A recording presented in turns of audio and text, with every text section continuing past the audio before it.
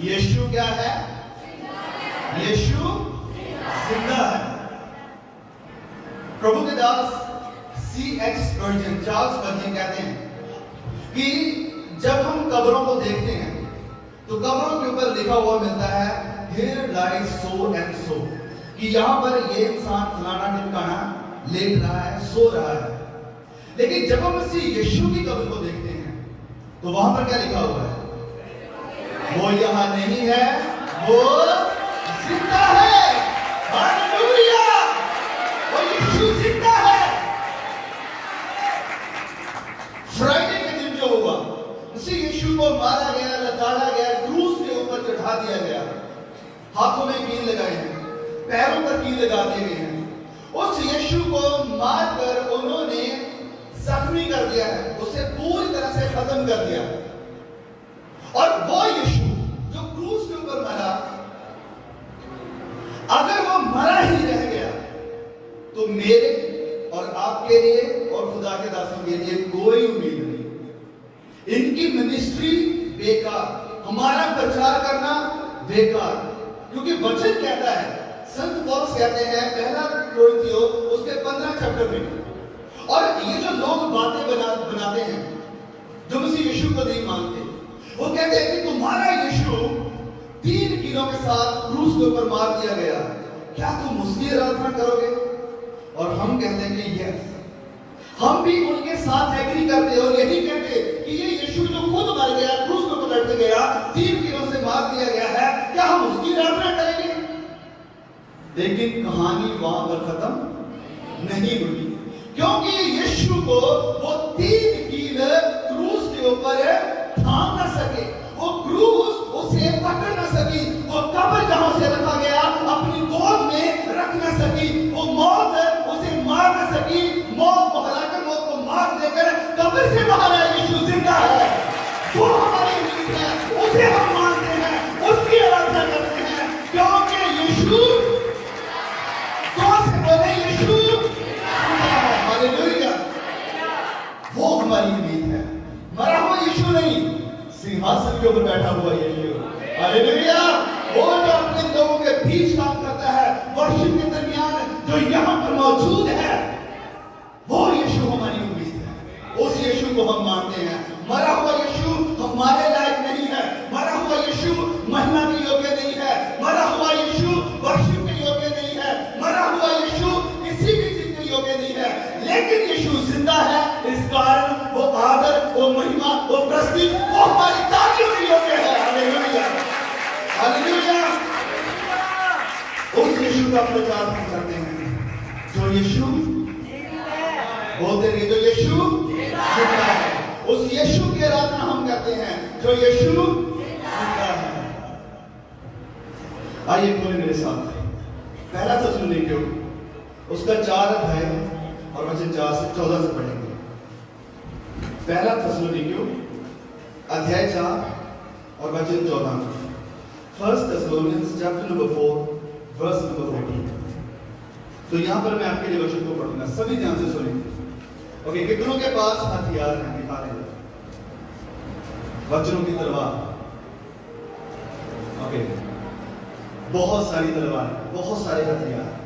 God bless you. चलो खोले मेरे साथ, मैं पढ़ूंगा। देखा यहाँ पहला थिस्सलुनीकियों 4 का 14 पौलुस लिख रहा है, क्योंकि यदि हम प्रतीति करते हैं कि यीशु मरा और जी उठा, तो वैसे ही परमेश्वर उन्हें भी जो यीशु में सो गए हैं उसी के साथ ले आएगा।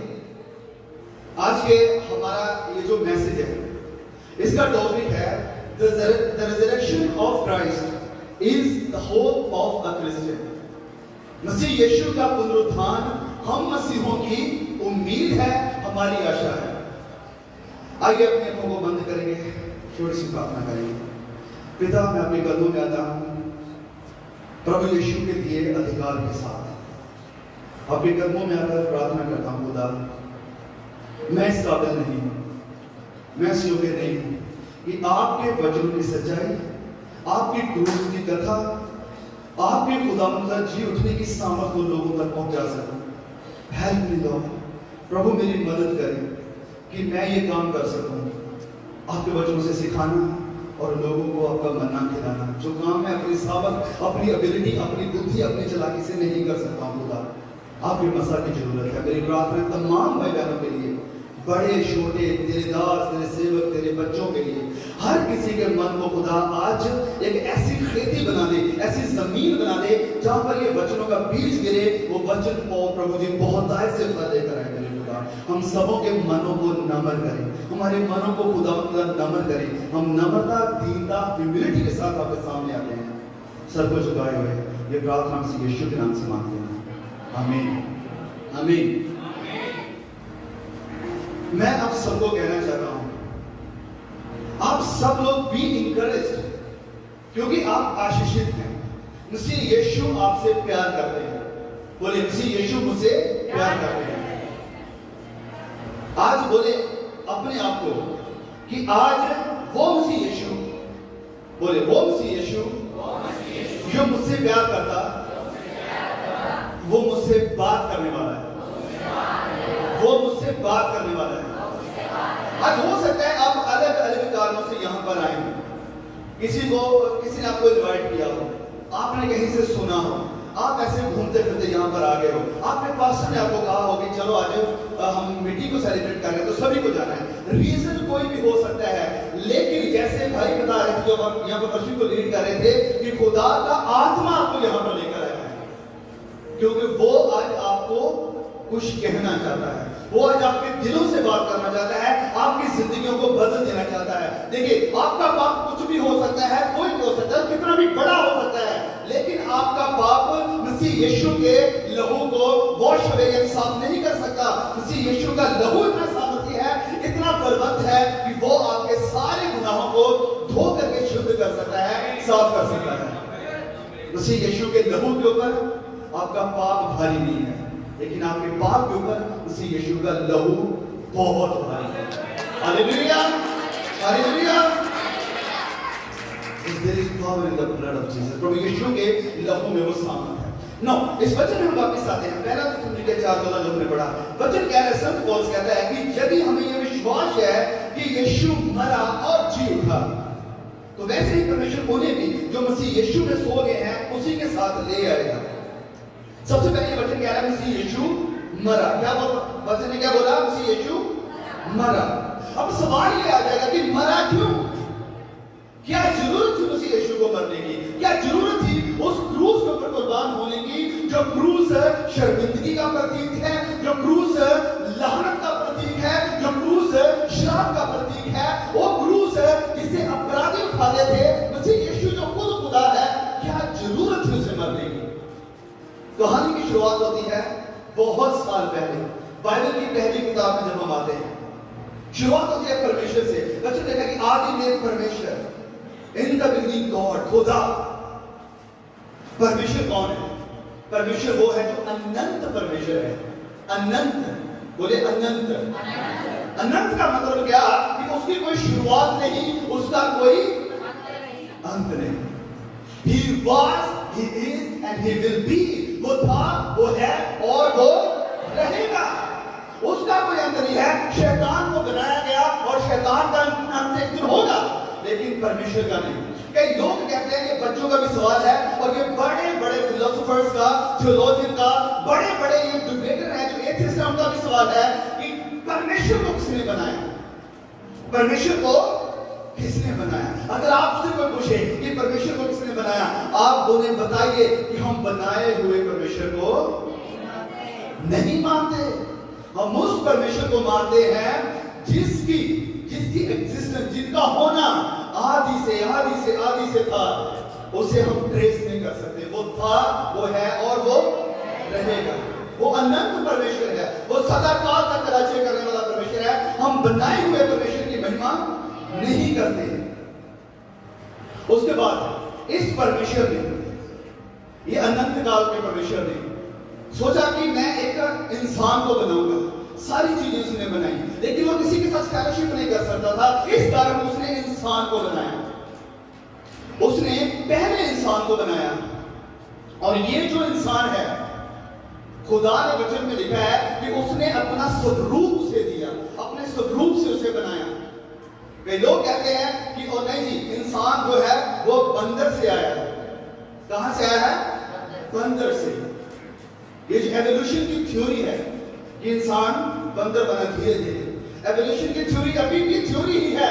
इतने साल हो गए, अभी भी साइंटिफिकली से प्रूव नहीं किया गया है, वो बस एक थ्योरी ही है।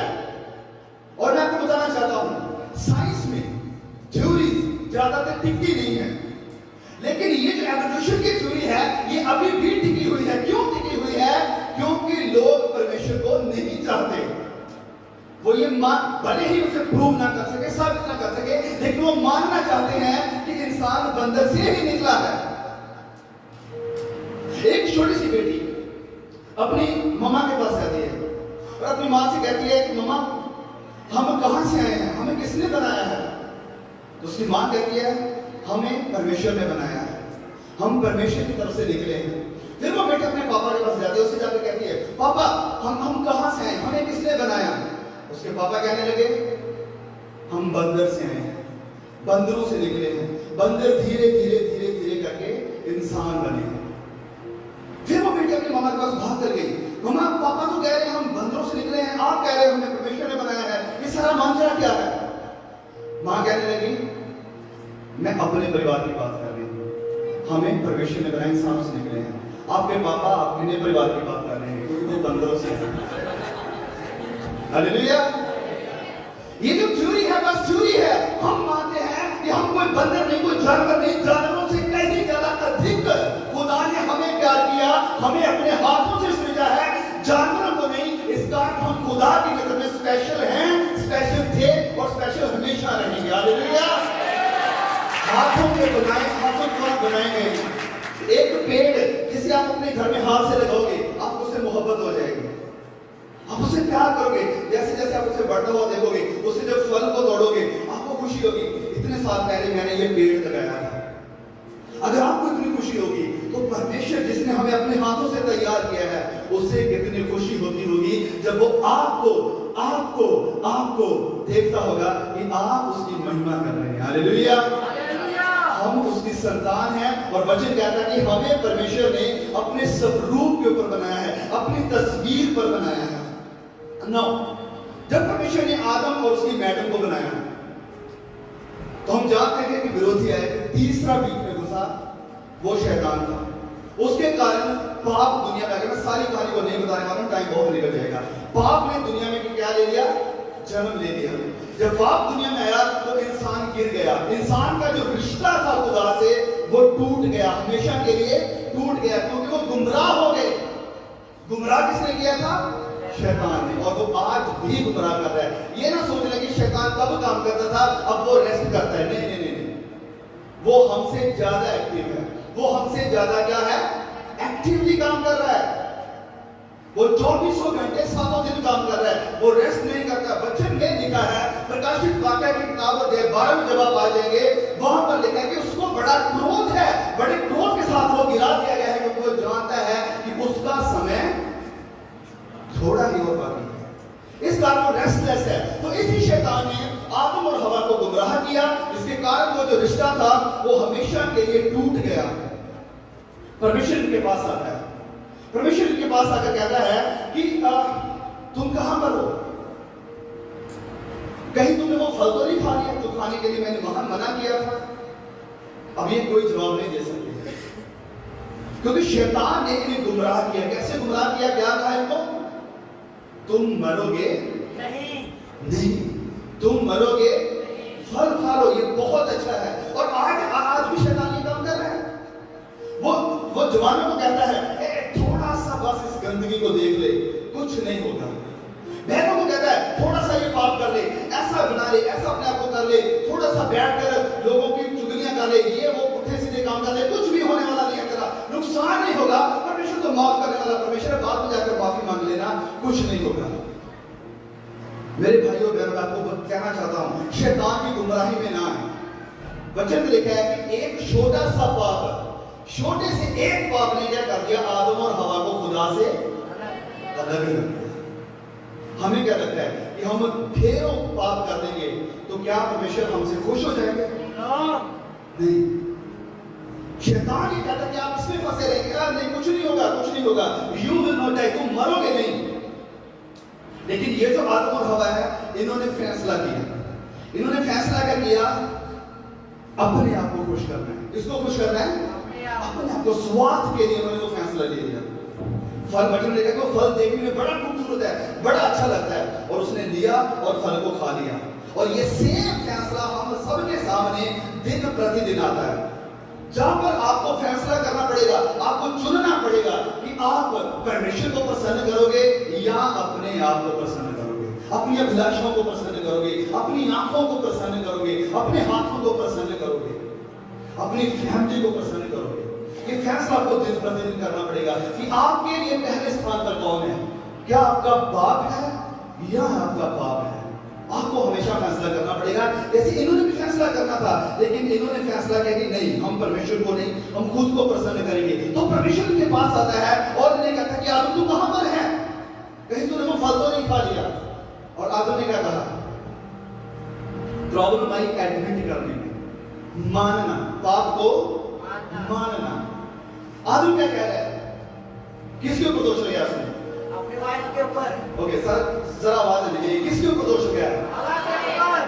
किसके ऊपर? हवा के ऊपर। हवा के ऊपर। व्हाट इफ आई से उसने दोष परमेश्वर के ऊपर लगाया था? आदम ने क्या कहा, सॉरी, जो औरत तूने मुझे दी, किसके ऊपर दोष जा रहा है? किसके ऊपर? मान लीजिए पास्टर रोहित जी ने मेरे साथ कांटेक्ट किया, हम चंडीगढ़ में मीटिंग में मिले थे, तो ये पास्टर यहाँ पर हमें आने के लिए उन्होंने कहा, सारी टीम ने उन्होंने बात करी कि हम ब्रदर याकूब को बुला रहे हैं। मैं यहाँ पर कुछ उल्टा सीधा काम कर देता हूँ, गलत प्रचार कर देता हूँ, आपको झूठी शिक्षा देता हूँ, तो सारी टीम किसके ऊपर दोष लगाएगी? पास्टर रोमी के ऊपर। किसके ऊपर? आप लेकर आए थे, आपने कहा था, आपने बुलाया था, तो आदम किसके ऊपर दोष लगा रहा है? अल्टीमेटली परमेश्वर, जो तूने स्त्री मुझे दी है उसने पाप मुझसे करवाया है। गलती को माना नहीं, गुनाह को कबूल नहीं किया। अगर वो मान लेता तो शायद हालात या बातें कुछ और होती है। उसने परमेश्वर के ऊपर दोष लगाते होगा कि जो औरत तूने मुझे दी उसने पाप करवाया। परमेश्वर उस औरत की तरफ गया कि हाँ भाई तूने क्या किया? वो कहने लगे कि मैंने नहीं, वो जो सांप है ना उसे भी तूने ही बनाया है, उसने मुझे धोखा दिया है, उसने मुझसे पाप करवाया है। तो क्या हो रहा है? प्रॉब्लम यहाँ पर आ रही है एडमिट करने में कि वो मानना नहीं चाहते हैं अपनी गलती को। इस बात को एक दूसरे की तरफ क्या कर रहे हैं? अपनी उंगलियां कर रहे हैं। हम में से भी कई लोग ऐसे हैं, कई ऐसे इंसान हैं, जब हम गलती कर देते हैं और मैं जो गुस्सा उड़ाई नहीं सी, मेरी घरवाली इतना मुझे गुस्सा चढ़ा दी, मैं नहीं कर रहा। क्या करेंगे? बच्चे ऐसे गुस्सा ले जाते हैं, हमारी पड़ोसन ऐसी है, हम क्या करें? आ जाता है गुस्सा, क्रोध करेंगे, गंदी बंदी फिल्में देखेंगे, और क्या करेंगे? आता ही यही जाता है। तो तोड़ दो फोन को। बच्चे कहता है कि अगर तेरा हाथ उससे पाप करता तो क्या कर, उसे काट दे। कई लोग कब तक कह रहा है, वो सारा का सारा तो शैतान के ऊपर लगाए रहेंगे। शैतान ये नहीं कर देगा, शैतान की बड़ी जान है, वो उससे पाप करवाता रहता है। नहीं, वो आपके सामने पाप को लेकर आ सकता है, बट फैसला आपका है कि आपको उस पाप को लेना है या उस पाप को लात मारनी है। हालेलुया। कितनी बात समझ में आ रही है? जब तक हम दूसरों के ऊपर ब्लेम करते रहेंगे, दूसरों का दोष लगाते रहेंगे, हम कभी भी खुदा के लायक नहीं बन सकते। दौड़ में और शौल में बस यही फर्क है। परमेश्वर ने शौल से उसका राज्य क्यों ले लिया? क्योंकि वो मानना नहीं चाहता है। शौल ने जितने भी पाप किए, हर पाप में वो अपने आप को जस्टिफाई करने की कोशिश करता है, अपने आप को सही साबित करने की कोशिश करता है कि मैंने तो कुछ नहीं किया। जब परमेश्वर ने कहा था कि तू जाना और सारे उनके जानवर बच्चे सबको खत्म कर देना फिलिस्तीनियों के, लेकिन उसने क्या किया? वहां से जानवर लेकर आ गया, राजा को जिंदा पकड़कर लेकर आ गया। तो जब उससे पूछा कि तूने ये क्या किया? वो कहने लगा वो तो हमारे साथ के सेना वाले थे, सिपाही थे, उनको ये चीजें अच्छी लगी और वो लेकर आ गए। लेकिन फैसला किसका था? राजा का, शौल का। दूसरी तरफ दाऊद है, दाऊद ने ऐसा घिनौने पाप किए, इतने घातक पाप किए, लेकिन फिर भी परमेश्वर से कहता कि वो मेरे हृदय का इंसान है। दोनों में फर्क क्या है? दोनों में फर्क ये है कि राजा दाऊद अपने गुनाह को मानने के लिए तैयार है। वो कहता है कि मैंने तेरा पाप किया, मैंने तेरे खिलाफ पाप किया है, मैंने। मेरे प्रिय भाइयों बहनों, क्या आप ये कह सकते हैं बिना किसी को दोष लगे कि हाँ मेरी गलती है, मैं गुस्सा करता हूँ, मुझे कंट्रोल करना चाहिए, हाँ मैंने चोरी करी थी, मैं फ्रेम करता हूँ अपने काम के ऊपर, मैं अपने काम के ऊपर लेट जाता हूँ, ये मेरी गलती है, मैं समय चलाता हूँ, ये मेरी गलती है, मैं मन में गंदे ख्यालों को लेकर आता हूँ, ये मेरी गलती है। देखिए जो पंछी है वो आपके सर के ऊपर उड़ सकते हैं, लेकिन उनको सर के ऊपर नेस्ट यानी आहना बनाने देना वो आपके हाथ में है। हालेलुया। कितनों को बात समझ में आ रही है? ये जो दोनों लोग हैं ये मानना नहीं चाहते, इन्होंने माना नहीं, इस कारण क्या हुआ, परमेश्वर ने श्राप दे दिया। जब आप मानोगे नहीं आप श्राप देंगे। शाऊल ने नहीं माना, इस कारण उससे राज्य को ले लिया गया, दाऊद को दिया गया, क्योंकि वो वफादार था, वो मानने वाला था। फिर परमेश्वर ने एक भविष्यवाणी करी उत्पत्ति 3:15 में कि एक आएगा जो इस सांप के सर को कुचलेगा, और जब वो कुचलेगा तो ये सांप भी वापस उसके ऊपर अटैक करेगा और उसकी एड़ी को कसेगा। भविष्यवाणी हो गई मसीहा के आने की। एक आएगा जो स्त्री की संतान होगा और वो क्या करेगा, बुराई को खत्म करेगा। सृष्टि बढ़ने लगी, आदम और हवा के बच्चे बच्चियां हुए। पाप ने इतना भयानक रूप ले लिया कि भाई ने अपने सगे भाई को मारना शुरू कर दिया। वहीं पर ही नहीं रुका, बच्चों जब आगे आप पढ़ते आते हैं तो अध्याय 6 तक आते हैं, सिर्फ 5 अध्याय आगे आ जाएंगे तो क्या मिलता है हमें? परमेश्वर कहता है कि मैं पृथ्वी को खत्म कर दूंगा। क्यों? क्योंकि जो कुछ भी इनके मन में पैदा होता है सो लगातार बुरा ही होता है, बुरा ही होता है। आज हम उस सोसाइटी में हैं, उस समय में है, और मुझे लगता है कि शायद आज की जो बुराई है वो उससे भी बदतर है। आज आपको पाप पर ढूंढने की जरूरत नहीं है, पाप की तरफ जाने की जरूरत नहीं है, पाप भाड़ की तरह आपके पास आ रहा है। आप सड़क पर निकलते हैं वहां पर पाप, आप अपना मोबाइल खोलते हैं तुरंत पाप। पाप आपसे बस एक फिंगर दूर है, बहुत दूर नहीं है, आपके घर पर है, आपके द्वार पर वजन लेगा कि वो खटखटा है, आपके द्वार पर खड़ा है वो पाप है। तो परमेश्वर ने कहा कि अब बुराई इतनी बढ़ गई है, मैं दुनिया को साफ करूंगा। फिर खुदा नूह के समय से नूह को बचाता है और पूरी दुनिया नष्ट हो जाती है। नूह के बाद फिर जब दुनिया चल गई तो फिर परमेश्वर याद दिलाता है कि जो वायदा मैंने आदम और हवा से किया था उत्पत्ति 3:15 में, मैं उस वायदे को भूला नहीं हूं। फिर खुदा अध्याय 12 में एक इंसान को चुनता है और उसे वायदा करता है, उसे आशीषित करता है, उसे एक कम्युनिटी को वाचा को बांधता है।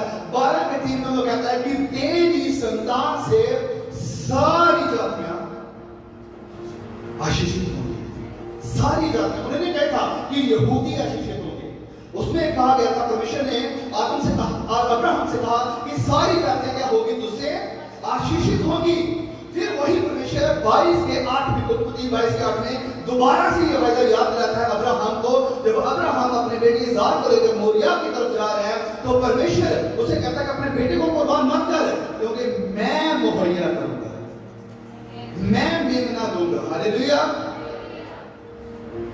तुझे अपने बेटे को मारने की जरूरत नहीं है, जो तेरा बेटा, तेरा इकलौता बेटा जिससे तू प्यार करता है, तुझे से नहीं मारना है। मैं अपना बेटा दूंगा जो मेरा इकलौता बेटा जिससे मैं प्यार करता हूं, उसके ऊपर जब ये चाकू आएगा तो वो रुकेगा नहीं। ये वायदा चलता गया। परमेश्वर मिलाना चाहता है, जो रिश्ता टूटा है उसे जोड़ना है। परमेश्वर बार बार याद दिला रहा है। और पूरे पुराने नियम में, ध्यान से सुनिए, पूरे पुराने नियम में 351 कितना 351 भविष्यवाणियां मसीह यीशु के बारे में करी गई कि मसीह यीशु कब पैदा होगा, कहां पर पैदा होगा, किस जगह में पैदा होगा और किस औरत से पैदा होगा। फिर ये भी भविष्यवाणी करी गई कि वो कैसी मौत मरेगा। फिर ये भी भविष्यवाणी करी गई कि वो कब्र में मरा नहीं रहेगा, वो जिंदा भी हो जाएगा। ये सारी भविष्यवाणी बाइबल में आपको देखने को मिलेगी। इतना समय नहीं है कि हम एक के पास जाएं, लेकिन एक बहुत ही फेमस मसीह यीशु के 700 साल पहले भविष्यवाणी हुई। जब नबी यशायाह आया तो वो कहता है यशायाह 7:15 में कि एक कुंवारी गर्भवती होगी। यशायाह 7:14 में एक कुंवारी गर्भवती होगी और एक बेटे को जन्म देगी, एक कुंवारी। मीका 5:2 में लिखा गया कि हे बैतलहम एफ्राता, तू किसी से कम नहीं है, तुझसे एक हाकिम निकलेगा जो दुनिया पर हुकूमत करेगा। ये सारी भविष्यवाणियां पुराने नियम की है। भजन संहिता 22 में मसीह यीशु के मरने की भविष्यवाणियां करी गई। यशायाह 53 मसीह यीशु की मौत को क्लियरली बयान करता है। और फिर मसीह यीशु के जी उठने की भविष्यवाणी भी भजन संहिता 16 के 10 में ही देखने को मिलती है। ये सारी भविष्यवाणियां करी गई और अल्टीमेटली वो भविष्यवाणी जो 750 साल पहले करी गई थी यशायाह नबी के द्वारा, वो पूरी होती है जब एक दूत मरियम के पास आता है और उसे कहता है कि तू धन्य है, मुबारक है तुम, क्योंकि तुझसे एक आएगा जो सारे लोगों के लिए छुटकारा बनेगा। यूसुफ से परमेश्वर ने कहा कि तू उसका नाम यीशु रखना, क्योंकि वो तेरे लोगों को धन्य का पवित्र दिलाएगा। ऐसा लिखा गया वहां पर नहीं, वहां पर यह भी नहीं लिखा कि तू उसका नाम यीशु रखना क्योंकि उनके लोगों की वो डबल स्टोरी बिल्डिंग बनाएगा। ऐसा भी नहीं लिखा। तू उसका नाम यीशु रखना क्योंकि वो तेरे लोगों को आसान प्लस वाली जिंदगी देगा। क्या ऐसा लिखा है? नहीं। क्या लिखा है? मत्ती 1 में और उनके पापों से उनको आजाद करेगा। हालेलुया। तू उसका नाम यीशु रखना। यीशु नाम का मतलब है कि वो तेरे लोगों को पापों से बचाएगा। हालेलुया। किससे बचाएगा? पापों से। एक और बात को ध्यान दें यहाँ पर इस वचन में यह भी नहीं कहा गया था कि वो लोगों के पापों को माफ करेगा। माफ करने और बचाए जाने का अंतर है। ध्यान से सुनिए, माफी और बचाया जाना ये दोनों चीजें अलग है। लेकिन बड़े दुख की बात है कि हमारी क्रिश्चियनिटी सिर्फ माफी तक ही सीमित रह गई है, ना कि बचाए जाने तक। आप कहेंगे भाई अब कहने का चाह रहे हो, सब थोड़ा सा बताओ, एक्सप्लेन करो। चलिए मान लीजिए वहां बाहर एक बहुत गहरा गड्ढा है। हम आपको कह रहे हैं बार बार कि बच्चों को वहां पर मत भेजो, वहां पर वो बच्चा गिर सकता है, नुकसान होगा। वो बच्चे को बार बार कहा जा रहा है वहां पर मत जाना, तुम गिर जाओगे, नुकसान हो सकता है। वो बच्चा आपकी बात नहीं मानता, जैसे हम परमेश्वर की बात नहीं मानते। वो गया उस गड्ढे में गिरा जाके, गड्ढे में से चिल्ला रहा है, प्रभु इस गड्ढे में से मैं गिर गया हूं, मुझे माफ करो, मुझे खींच लो, मुझे माफ करो, मैंने आपकी बात को नहीं माना। ठीक है, आप कहेंगे हाँ ठीक है मैंने माफ कर दिया, कहानी खत्म। यह है माफी, मैंने माफ कर दिया। लेकिन वचन क्या कह रहा है? वो गड्ढे से बचाएगा। गड्ढा क्या है? पाप से वो बाहर निकालेगा। आज कितने मसीही हैं जो गड्ढे में ही रहते हैं, गड्ढे में ही मुहानियां देते रहते हैं, हाँ पिता मैंने ये गलती कर दी, मैंने वो पाप कर दिया, मुझे माफ कर दे। प्रभु माफ करने वाले को माफ कर देगा, लेकिन आप बचाए नहीं जा रहे। क्यों? क्योंकि आप नहीं चाहते कि प्रभु मैं इस गड्ढे से परेशान आ गया हूं, मैं इस गड्ढे में रहना नहीं चाहता हूं, ये गड्ढा मुझे परेशान करता है, मेरी शांति को खींच लेता है, मुझे रोना आता है इस गड्ढे के ऊपर, मैं इसके कारण दोषी रहता हूं, मुझे माफ कर और मुझे इस गड्ढे से बाहर निकाल दे। वो गड्ढे से बाहर निकालने के लिए है, क्योंकि वायदा प्रॉमिस सबसे पहला, नए नियम का सबसे पहला वायदा यही है कि वो अपने लोगों को पाप में रहने नहीं देगा, वो पाप से बाहर निकालेगा। बोले हालेलुया, हालेलुया। वो पाप से निकालने के लिए है। अब मैं आपसे पूछना चाहता हूं, जब आपने उस यीशु को कबूल किया, उस वक्त से लेकर आज कितने साल हो गए आपको विश्वास में? कौन से पाप है जिनसे आपको उसी यीशु ने बचा लिया, निकाल लिया? या अभी भी बस माफी तक ही रुके हुए हैं? जिंदगी जैसी थी वैसी है, वैसी चलती रहेगी, बस पाप होना है, संडे चर्च में आना है, माफी मांगनी है और वही काम फिर से सेम। तो प्रभु हमें पाप से बचाने के लिए आया है। परमेश्वर ने जो वायदा किया था यशायाह के थ्रू, वो वायदा मरियम की जिंदगी से, यूसुफ की जिंदगी से पूरा हुआ। मसीह यीशु का जन्म हुआ, और जब मसीह यीशु का जन्म हुआ तो वचन में लिखा है कि मसीह यीशु बहुत समय तक अपने माँ अपने बाप के साथ रहा, और जब वो 30 साल के हुए तो बपतिस्मा लिया और सेवकाई को शुरू किया। और उनकी सेवकाई कैसी थी? बड़ी अजीब सेवकाई, बड़ी ही अजीब, बड़ी स्पेशल। ध्यान से सुनिए, मसीह यीशु के पास हर किस्म के लोग आते थे, हर किस्म से, और वो इतने अवेलेबल थे कि कोई भी उनके यहाँ आ सकता है। हालेलुया। कोई भी उनसे मुलाकात कर सकता है, कोई भी कभी भी आकर उनके अंदर घुस सकता है। यीशु इतने अवेलेबल है। जब आप पढ़ेंगे यूहन्ना उसके अध्याय 1 से, जब चेले जो यूहन्ना के थे, यूहन्ना को छोड़कर मसीह यीशु के पीछे चल दिए, तो वो पूछने लगे कि प्रभु तू कहाँ रहता है? तो यीशु ने क्या कहा? यीशु ने क्या कहा? यीशु ने कहा नहीं, वो मेरा स्पेशल ऑफिस है, वहां पर कोई नहीं आ सकता है, आप मेरे बगल से बात करो और फिर देखेंगे। प्रभु ने कहा कम एंड सी, और तो तुम देखोगे। वो अपने साथ लेकर गया। प्रभु यीशु के पास धर्मी गुरु भी आ रहे हैं, प्रभु यीशु के पास बड़े बड़े अमीर लोग भी आ रहे हैं, प्रभु यीशु के पास बड़े गरीब लोग भी आ रहे हैं, प्रभु यीशु के पास चुंगी लेने वाले भी आ रहे हैं। चुंगी लेने वाले कौन होते थे? चुंगी लेने वाले इतने गंदे लोग होते थे कि चुंगी लेने वालों को जब लोग दूर से आता देखते थे तो क्या करते थे? थूकने लगते। उनका कैरेक्टर ऐसा था, क्यों? क्योंकि वो लोगों को लूटते थे लोगों को। तो ये चुंगी लेने वाले भी मसीह यीशु के पास बैठे। वैश्याएं जिनको आते हैं लोग अपना मुंह ढांक लेते हैं। फरीसी लोग, फरीसियों के बारे में थोड़ा सा बता दूं। फरीसी लोग अगर किसी ऐसी औरत को आते हुए देखते हैं तो वो अपनी आंखें बंद कर लेते हैं, और इन्हें ब्लीडिंग फरीसी कहा जाता था। मतलब जिनसे खून बहता है। क्यों इन्हें ब्लीडिंग फरीसी कहा जाता था? क्योंकि जब ये किसी ऐसी औरत को आते हुए देखते हैं, अपनी आंखें बंद करके ये चलते जाएंगे और वो गिर जाएंगे। जब वो गिर जाते हैं, उनके चोट लग जाती है, खून आना शुरू हो जाता है, और अगर कोई इनसे पूछता है कि भाई ये क्या हुआ तुझे, तो बड़े फख्र से वो बताते हैं, कैसी औरत मेरे सामने आ रही थी, मैंने आंखें बंद कर ली, आंखों को देखा था नहीं, मैंने गिर गया, चोट लगी, खून आ गया, लेकिन मैंने उसकी तरफ देखा था नहीं। ये फरीसी थे। लेकिन ये औरतें मसीह यीशु के कदमों में बैठी हुई हैं। Hallelujah, hallelujah. क्यों ये पापी यीशु के पास आते हैं? क्यों आते हैं? क्योंकि वो पापियों के लिए ही आया है। और पता है प्रभु यीशु को एक नाम दिया गया था उसी किताब में, जब आप पढ़ेंगे मत्ती 11:19 में, प्रभु यीशु को एक टाइटल दिया गया था, नाम दिया गया। क्या नाम था? पापियों का यार, पापियों का मित्र, पापियों का दोस्त उसे कहा गया। और ये जो धर्मी गुरु थे उसे देखकर आंखें निकालते कि ये अगर परमेश्वर की तरफ से होता तो जान लेता कि औरत कैसे है, जान लेता कि चुंगी लेने वाले कैसे हैं, जान लेता कि जक्कई कैसा इंसान है, कैसे वो लोगों को लूटता है। लेकिन प्रभु यीशु ने क्या कहा? मैं धर्मियों के लिए नहीं, किनके लिए आया हूं? पापियों के लिए। अब इस लाइन को मेरे साथ बोलें, इसे याद रखना है आपको। धर्मियों के लिए नहीं, प्रभु यीशु धर्मियों के लिए नहीं, पापियों के लिए आया है।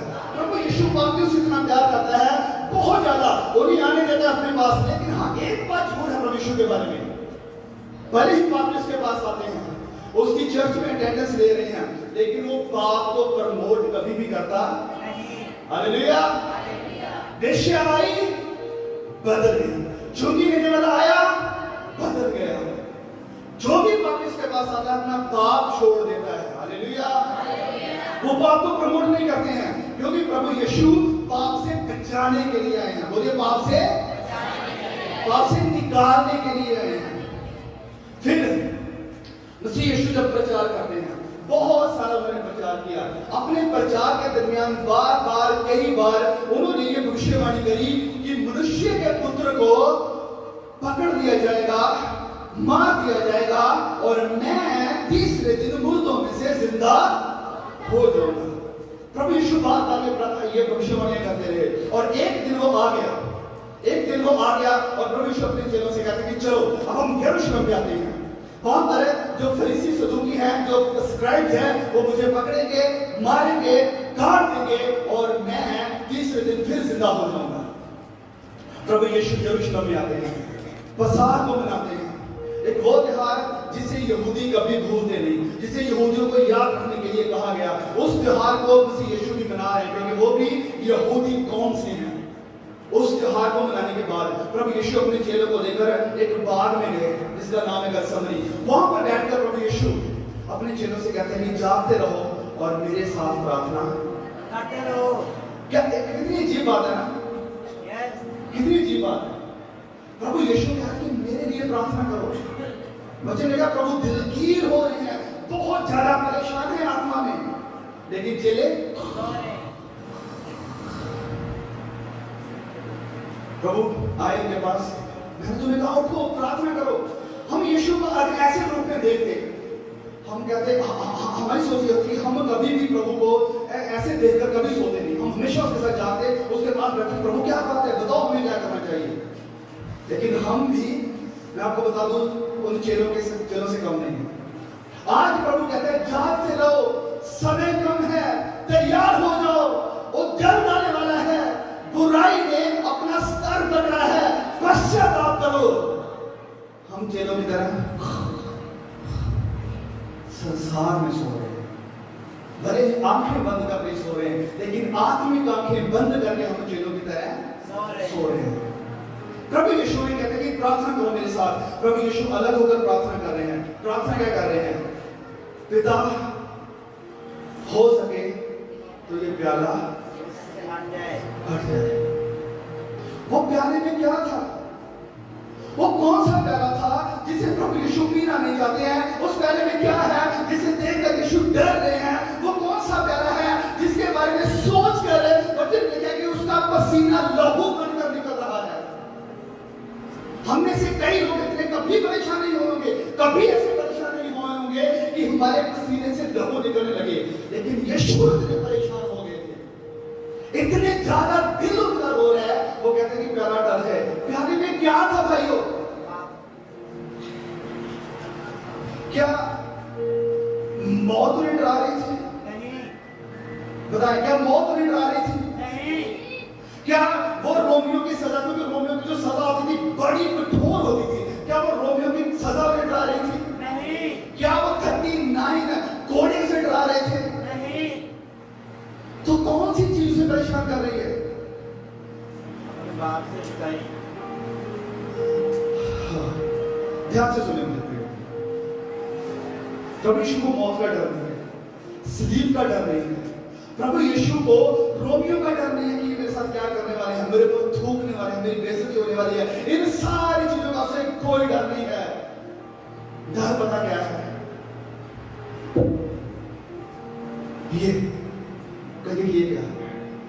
पिता और पुत्र अनंत काल से अनंत काल तक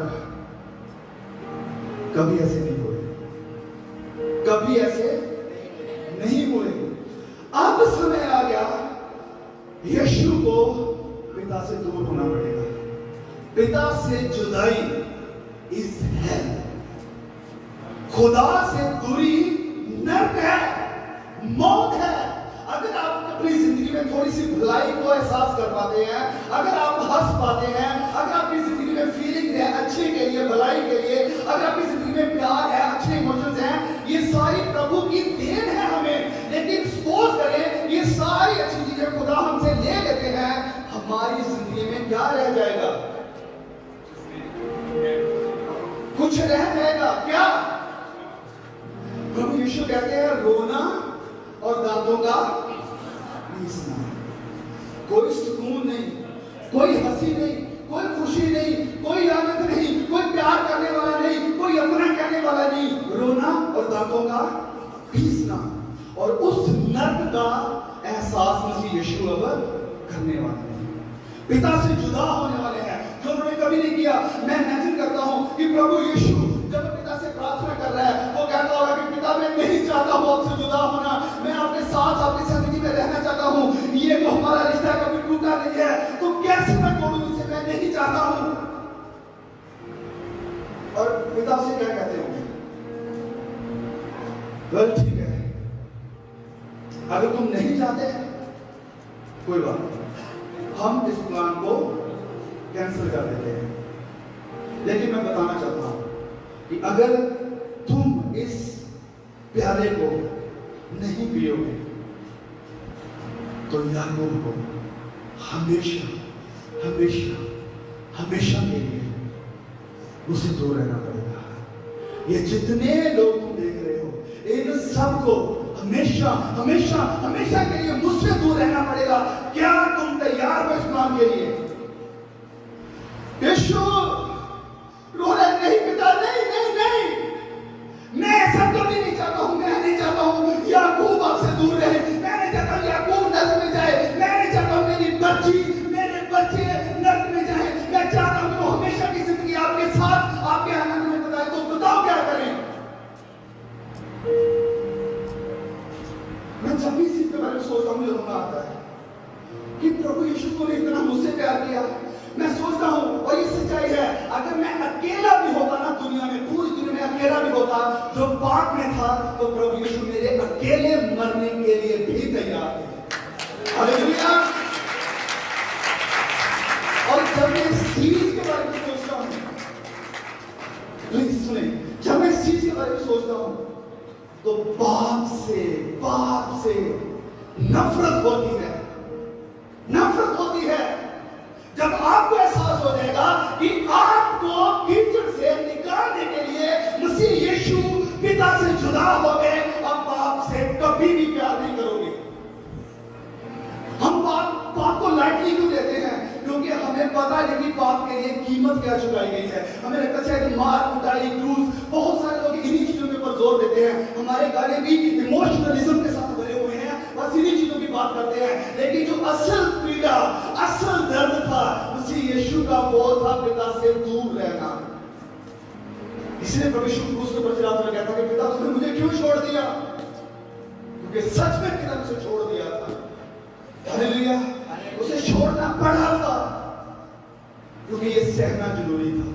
तो प्रभु यीशु उस प्याले को लेकर कहते कि पिता हो सके तो ये डर जाए, लेकिन पिता कहता कि नहीं, ये होना जरूरी है, होना जरूरी है।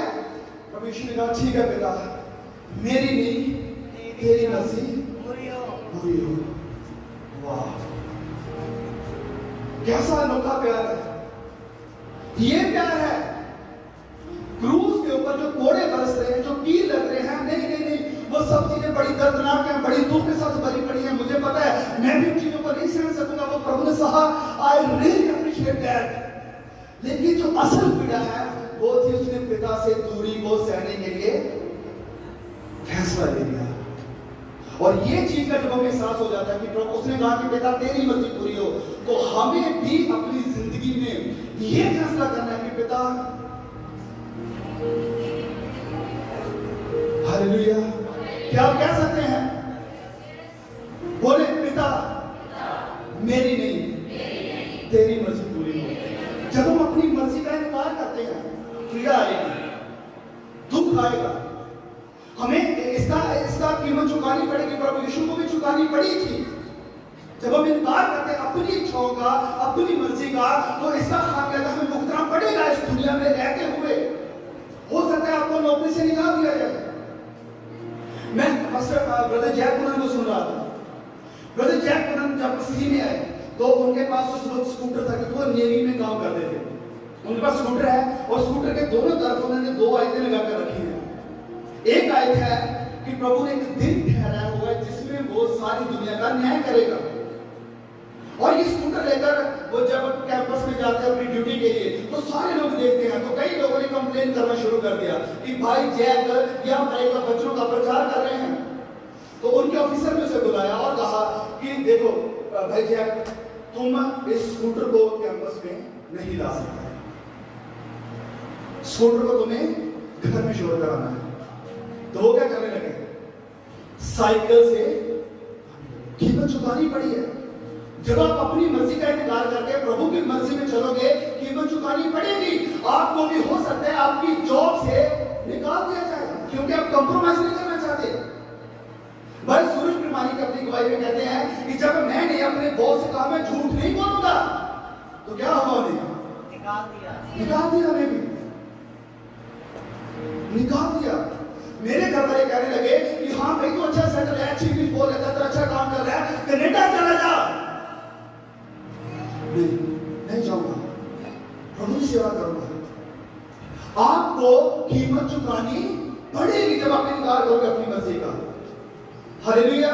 क्या क्या सत्य यीशु की तरह कि हाँ पिता मेरी नहीं तेरी मर्जी पूरी हो, मेरी नहीं पिता तेरी मर्जी पूरी हो। मसीह यीशु को जब ये प्रार्थना करके खत्म हो निकले हैं गार्डन से, तो वहां पर सिपाही आ गए पकड़ने के लिए। उसे पकड़ा, एक दर से दूसरे दर, इधर से उधर लेकर क्या कर रहे हैं, उसे फिर रहे हैं। प्रभु यीशु को पिलातूस के सामने खड़ा किया गया। पिलातूस की अदालत के सामने प्रभु यीशु को बोले, पिलातूस की अदालत के सामने यीशु को खड़ा किया गया। उसके ऊपर ऐसे दोष लगाए गए जिसके बारे में उसने कहा भी नहीं था। झूठे झूठे इल्जाम उसके ऊपर लगा के उसे क्रूस के ऊपर चढ़ा दिया गया। और जब उसे क्रूस के ऊपर चढ़ा दिया गया तो क्रूस के ऊपर चढ़कर उसने एक शब्द कहा, इट इज फिनिश्ड। पूरा हुआ, पूरा हुआ। क्या पूरा हुआ? कि पिता जब तुमने मुझे कहा था कि ये काम करना ही पड़ेगा, इसे मैंने पूरा कर दिया। वो पिता के क्रोध के प्याले की एक एक बूंद, एक एक बूंद जो हमारी तरफ आ रही थी, क्रोध का कटोरा जिसे हमें पीना था, प्रभु यीशु ने क्रोध के कटोरे को पूरा पीकर खत्म करके he swept away the cup and said it is finished। Cup को पूरा खाली किया, एक बूंद भी उसने मेरे लिए और आपके लिए नहीं छोड़ी, और कहा पूरा हुआ। क्रूस से उतारा, कब्र में रख दिया, कब्र में उसे रख दिया, और कब्र उसे अपने पास नहीं रख पाई। कब्र उसे सहन नहीं कर पाई। कब्र से वो बाहर आया, अपने चेलों के साथ 40 दिन रहा, प्रमाणित किया कि मैं वही हूं जो होने का मैंने दावा किया है। हालेलुया। अगर प्रभु यीशु मुर्दों में से जिंदा नहीं होते, जैसे मैंने पहले कहा था, तो उसके सारे वायदे झूठे हैं, उन पर विश्वास नहीं किया जा सकता। जो उसने कुर्बानी दी हमारे पापों के लिए, उसके ऊपर मोहर नहीं लगती, वो कभी भी कबूल नहीं होती। क्योंकि यीशु बाहर आया, उसकी कुर्बानी कबूल हुई। क्योंकि यीशु बाहर आया, हम मसीह यीशु के सामने कबूल हुए। क्योंकि मसीह यीशु बाहर आया, हम पिता के साथ फिर से दोबारा मिला लिए गए। हालेलुया, हालेलुया, हम मिला लिए गए। वो जुदाई आदम और हवा के कारण जो बढ़ गई थी, मसीह यीशु के जुदा होने के कारण खत्म हो गई। हालेलुया। मसीह यीशु के कारण वो खत्म हो गई। फिर परमेश्वर अपने चेलों के साथ जब रहे, वापस बादल के ऊपर जाने वाले हैं, तो चेले उसे देख रहे हैं जब वो बादल के ऊपर जा रहे हैं, और एक फरिश्ता वहां पर आता है और कहता है कि हे गलीली पुरखों, किसे देख रहे हो? ये यीशु जो तुम्हारे देखते देखते उठा लिया जा रहा है, वो दोबारा ऐसे ही, क्या कहा वहां पर, ऐसे ही वापस आएगा। बिल्कुल ऐसे ही, देखते देखते, जैसे तुम देख रहे हो, आप पे देखते देखते वो वापस इस दुनिया में आएगा।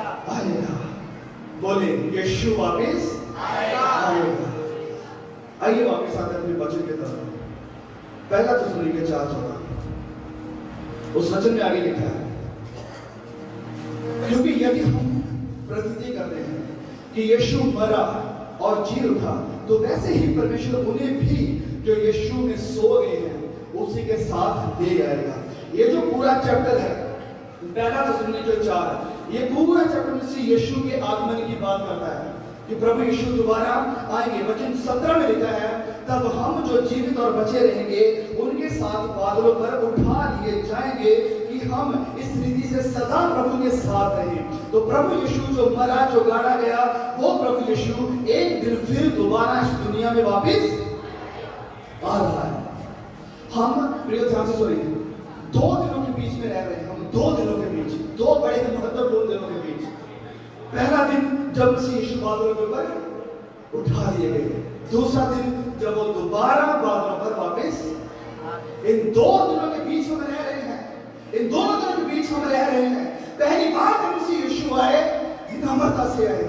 जब वो दूसरी बार आएंगे, महिमा में आएंगे। पहली बार जब यीशु आए तो लोगों ने उसके ऊपर दोष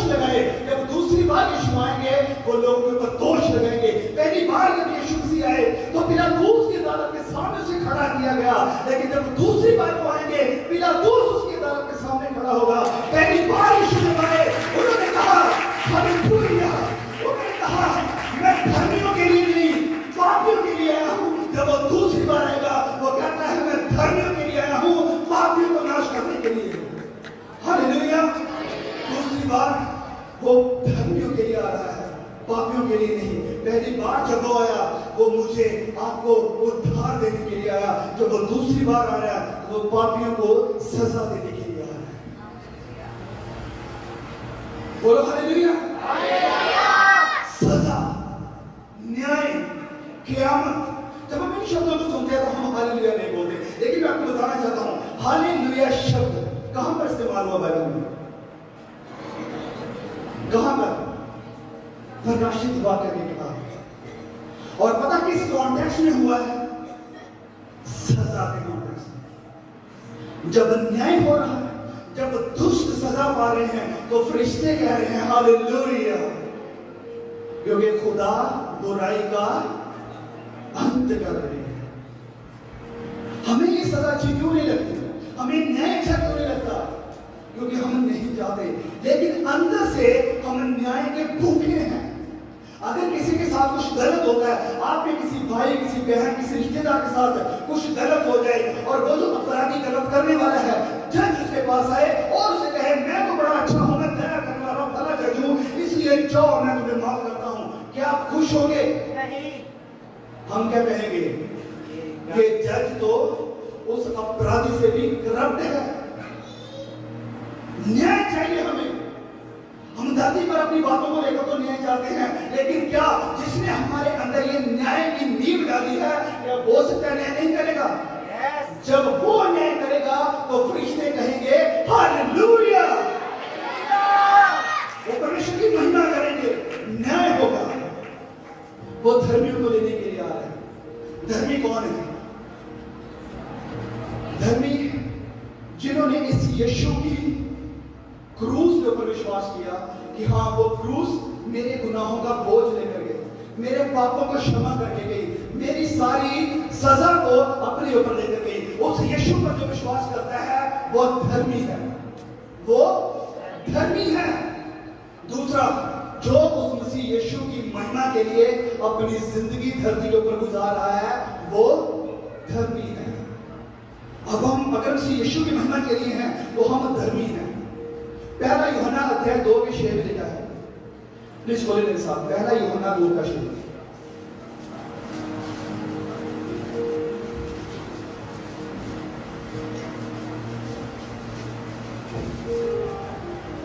ओके, लिखा है ऊपर, जो कोई ये कहता है कि मैं उसमें रहता हूं, उसे चाहिए कि आप भी वैसा ही चले जैसा वह चलता है। कौन वह है? यीशु। अगर हम कहते हैं कि हम यीशु में हैं तो हमें चाहिए कि हम भी वैसे ही चले जैसे कौन चलता था? यीशु चलता था। ये वचन कह रहा है, ये मेरी बातें नहीं है। हम प्रभु यीशु के दूसरे आगमन के लिए तैयार कैसे होंगे? मैंने कहा हम 2 दिनों के बीच में, जब प्रभु यीशु उठा लिए गए और जब प्रभु यीशु दोबारा वापस आएंगे, हम उन 2 दिनों के बीच में हैं। जब जॉन वेस्ली से पूछा गया कि ठीक है, अगर आपको पता चल जाता है कि प्रभु यीशु कल आ रहे हैं तो आपकी जिंदगी कैसे होगी? तो जॉन वेस्ली ने क्या कहा? हर दिन की तरह मैं उठूंगा, खाना खाऊंगा, प्रचार करने सड़क पर जाऊंगा, प्रचार करके वापस आऊंगा, प्रार्थना करूंगा, खाना खाऊंगा, शाम को फिर प्रचार करने जाऊंगा। तो उन्होंने कहा कि स्पेशल क्या हुआ? स्पेशल क्या हुआ?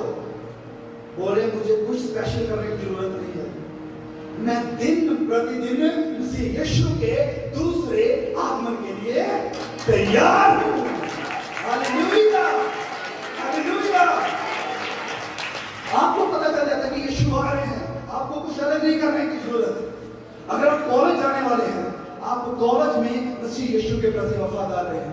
अगर आप स्कूल जाने वाले हैं, अपने स्कूल में प्रभु यीशु के प्रति वफादार रहें। अगर आप जॉब करने वाले हैं, जाए जॉब के ऊपर और प्रभु यीशु के प्रति वफादार रहें। अगर एक दुल्हन तब तैयारियां करती है, पवित्र होना शुरू हो जाती है जब उसे पता चलता है कि उसका दुल्हा आने वाला है, तो वो दुल्हन नहीं है, वो दुल्हन नहीं है।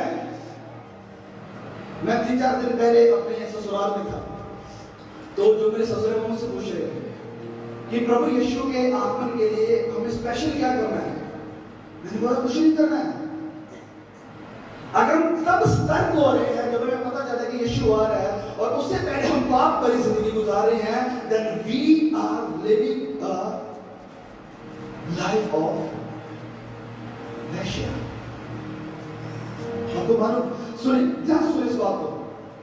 एक पत्नी, उसे पता है कि उसका जो पति है वो दूर देश काम के लिए गया और उससे पीछे वो गलत काम कर रही है, दूसरों के साथ अफेयर कर रही है, उसकी जिंदगी अपने पति के प्रति वफादार नहीं है। उसे खबर मिलती है कि तेरा पति 2 दिन बाद वापस घर आ रहा है। वो क्या करेगी? सब कुछ छोड़ेगी, सब कुछ छोड़ेगी, बाहर जाना बंद करेगी।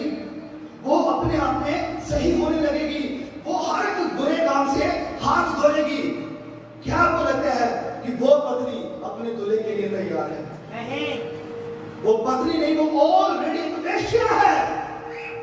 अगर हम भी मसीह यीशु के लिए ऐसी जिंदगी गुजारेंगे, कोई बात नहीं, जब समय आएगा तैयार हो जाएंगे। अब जैसे दिल करता है जिंदगी गुजारो, जो करने का मन करता है करो। हम ऑलरेडी वो जिंदगी गुजार रहे हैं जो परमेश्वर को नहीं चाहिए।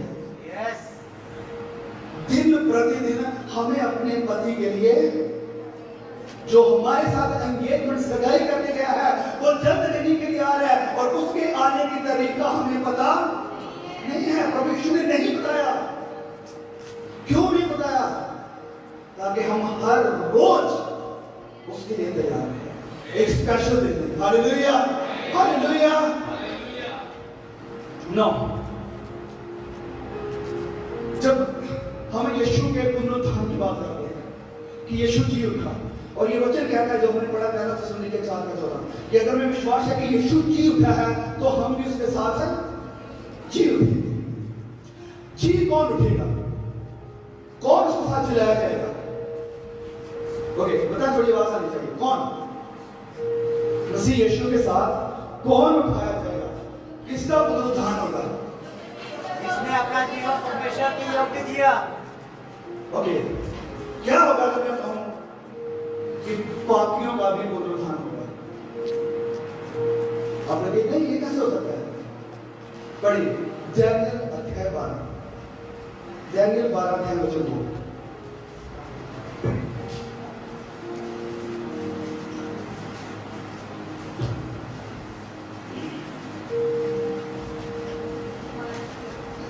दानियेल अध्याय 12 उसके वचन 2।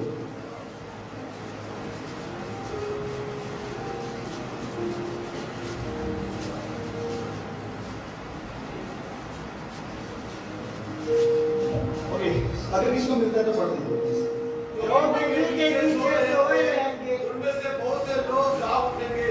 जो भी, ओके, ध्यान से सुनिए इस वचन को। ओके, फिर से पढ़िए।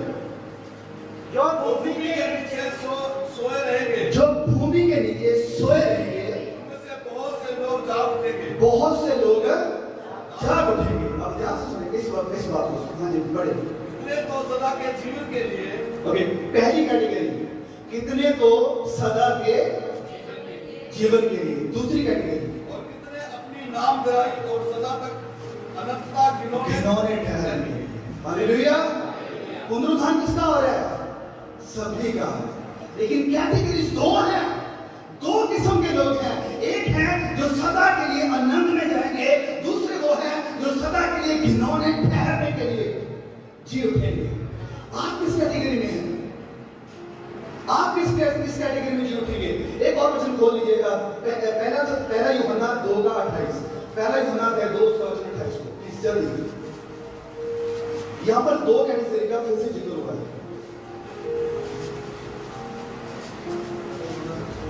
पहला यूहन्ना अध्याय 2 और उसके वचन 28।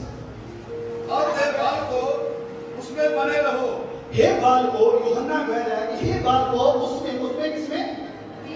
यीशु में बने रहो। जैसे एक डाली अपनी दाखलता में बनी रहती है, तुम भी यीशु में बने रहो कि जब वह प्रकट हो, जब वह प्रकट हो, जब वह आए तो हमें रिया हो। तो हमें क्या हो? रिया मतलब हिम्मत, मतलब प्रेरित। अभी एक हिस्सा हो, दूसरे से बढ़ना है। ये पहली कैटेगरी है। एक वो कैटेगरी है जो मसीह में बनी हुई है और उसको आते हुए देख कर कहेगी वाओ अमेजिंग, अद्भुत, हमारा यीशु आ गया। हालेलुया। उसे आते देखकर आनंद करेगी, खुश होगी।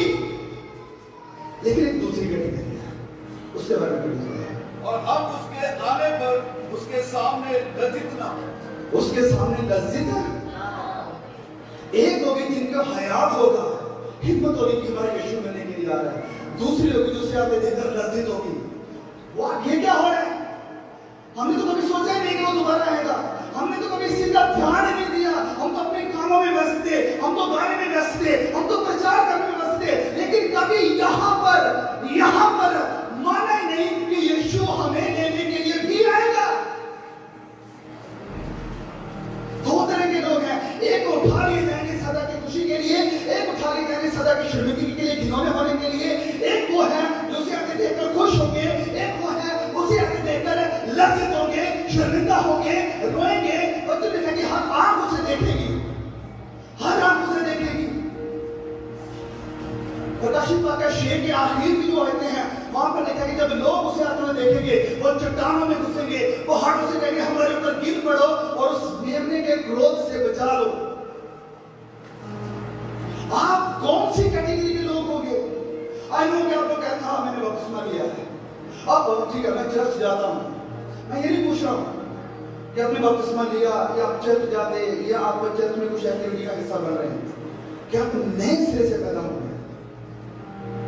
क्या आप उसके लिए तैयार हैं? क्या आप तैयार हैं? मैं ये पूछ रहा हूं। आप कहेंगे तैयार कैसे होना है? मैं तैयार नहीं हूं। हो सकता है आपने बपतिस्मा लिया हो, चर्च में आने वाले हो, आप कोई लीडर भी हो सकते हैं, आप कोई भी हो सकते हैं, लेकिन आपकी जिंदगी में अभी भी गुनाह ने जड़ पकड़ी हुई है। जड़ हो सकती है घमंड की, जड़ हो सकती है पैसे के लोभ की, जड़ हो सकती है व्यभिचार की। कोई भी पाप हो सकता है आपकी जिंदगी में। आज वचन लेकर बुक ऑफ एक्ट्स प्रेरितों के काम उसके 17 में अध्याय 30 में लिखा है कि प्रभु हर किसी को मन फिराने की आज्ञा देता है। आज समय है मन फिराने का। बोले आज समय है मन फिराने का। हर किसी को प्रभु वचन लिखा वहां पर, हर किसी को, एक पर्टिकुलर ग्रुप को नहीं, एक बच्चे को नहीं, बड़ों को नहीं, सभी को मन फिराने की आज्ञा देता है। आज अगर खुदा का आत्मा आपके साथ बात कर रहा है, जब कभी भी उसी यीशु के पुनरुत्थान का प्रचार हुआ है तो लोगों के हृदय सिद्ध गए हैं। प्रेरितों के काम 2 में लिखा है, जब पतरस कहने लगा कि वो यीशु जिसे तुम लोगों ने क्रूस के ऊपर चढ़ाया, वो यीशु को परमेश्वर ने दोबारा जिलाया है, तो ये सुनते ही लोगों के हृदय सिद्ध गए और कहने लगे कि हम क्या करें? क्या पवित्र आत्मा आपकी हृदयों से, आपके मनों से बात कर रहा है कि आप कहें हम क्या करें? उसके लिए तैयार होने के लिए हम क्या करें? ओके, ज्यादा कुछ नहीं, 3 चीजें मैं बताऊंगा, A, B, C। सबसे पहले A, एडमिट करें, मान लें कि मैं पापी हूं, मान लें कि मैंने गुनाह किया है। छिपाए ना, इल्जाम न लगाए, बहाने ना बनाए कि और नहीं कोई कुछ बड़ी बात है, मेरा पाप को ज्यादा बड़ा नहीं, हो जाएगा, चलेगा। आज आपकी जमीन तैयार है, आज पवित्र आत्मा आपके साथ बात कर रहा है। आज वक्त है गुनाहों से मुंह फेरने का, आज वक्त है पश्चाताप करने का। मान ले अपने पापों को। दूसरी बात, तस्दीक, विश्वास मसीह यीशु के ऊपर कि जो मेरे पाप, भले मैंने कितने भी घिनौने पाप किए, कितने भी बड़े पाप किए, शुभ के पाप किए, अकेले रहकर पाप किए, वो सारे पाप पर रिकॉर्ड है परमेश्वर के सामने। लेकिन प्रभु यीशु तैयार है सारे मेरे पापों को साफ करने के लिए, मेरे अकाउंट को शुद्ध करने के लिए। आज भी वो तैयार है, पेन को पकड़े हुए है, बुक तैयार है, इंतजार कर रहा है आपका कि कब आप माने, कब आप विश्वास करें कि आपका नाम उस जीवन की किताब में लिख दिया जाए। मान लें, विश्वास कर लें। आइए सब अपनी आंखों को बंद करें। आप कहेंगे कि तीसरी बात भाई आप बोलोगे, नहीं, अपनी आंखों को बंद करें।